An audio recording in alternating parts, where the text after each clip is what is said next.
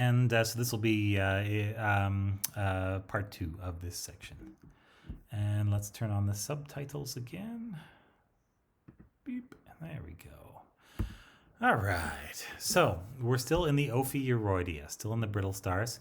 Here you can see nice scanning electron micrographs showing some of those plates. So there are some plates on the body that are going to be made of what we call stereom. And stereom is a very porous, holy version of calcium carbonate. It's light but fairly strong. It's kind of got, takes a honeycomb sort of idea. They don't stand up to extreme amounts of force. They can fracture, but for the amount of material that's in them, they are very light and strong. So it's a very good use of a limited amount of skeletal material. Shown here is the modified version where they actually cluster together, and these are effectively going to be the eyes of the brittle star. This is going to be both the armor, and each one of these is going to be a little lens, and so it's going to function like an insect's eye. And so here you can see some of these little lenses from the side.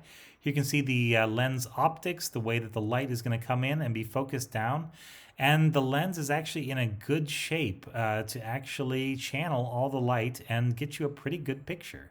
So yeah, if you can see the brittle star can see you. Okay, here's another little look at those, and this is an experiment showing the focusing ability of the lens layer.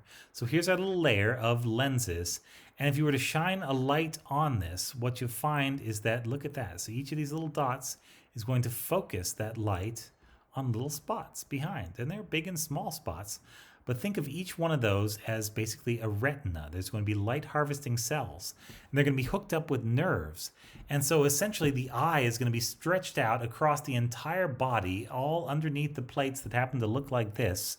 And they're going to have, lenses and all of the other eye parts, essentially, right there. So it's a different concept for vision, but it's essentially doing the same job. It just really looks different the way that it's laid out, I would say.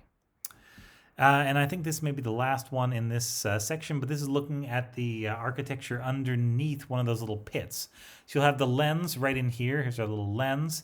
And on the underside of the lens, you're going to have, let's see, the P is going to be pigment cells. And so, yeah, you know what those are there for, right? These block the light coming in from any of the lenses on the side. And at the bottom, the N is going to be a nerve bundle running right through here. So here's our little nerves. And so all of this stuff right in here, all these wiggly tissues, look like those ciliated cells that make up the eyes of every other kind of animal that's able to see. So this is going to be that typical sort of eye structure.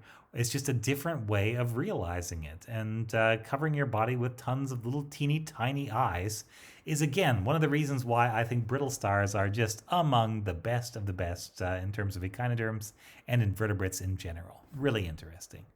All right, I think that takes us to the end of this section. Thank you very much.